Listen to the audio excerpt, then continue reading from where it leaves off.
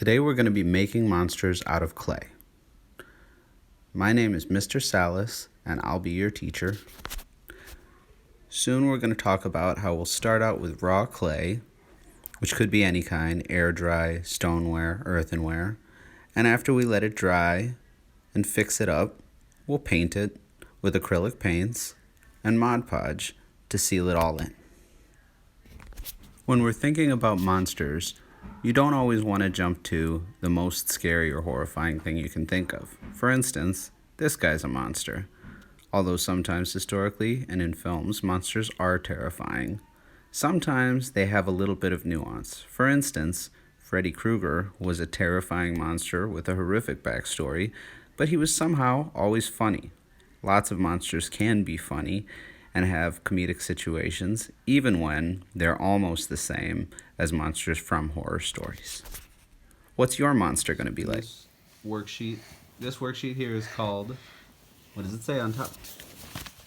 My monster. When you're filling out the monster worksheet, start out with strengths and weaknesses. Just like a superhero, they're going to fit their design. This little guy can't keep his mouth closed, so he's great for holding paintbrushes. Then think of if your monster is scary or caring. There's two scales, because sometimes they can be both, just like Sweetums from the Muppets. Always scary, but always nice. Then you're going to want to think of what provokes or motivates your monster. For instance, if your monster's always worried about being late, a clock in its mouth would make perfect sense. Whatever it is, give your monster a backstory that makes sense with all the other attributes you created. In my case, my monster was arguing with his mom when he began to eat his own words. Late that night after eating toxic pizza, he grew a second head and couldn't stop arguing with himself and seeing several viewpoints at once. Very painful. Finally, you want to give your monster a name. Our monster, Yak Smack Talksky, looks a little like this, but you can change your design when you go to 3D. Start out with a lump of clay, mold it, roll it out, so it's about as long as a marker. Form it into whatever shape you want.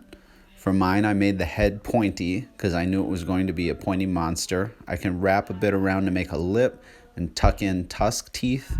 You can make any kind of teeth you want. I'm poking in eyes and filling them up with small clay balls. I've given my monster 4 eyes. The top piece for the eyebrow might be a little loose. My monster also has a face and back.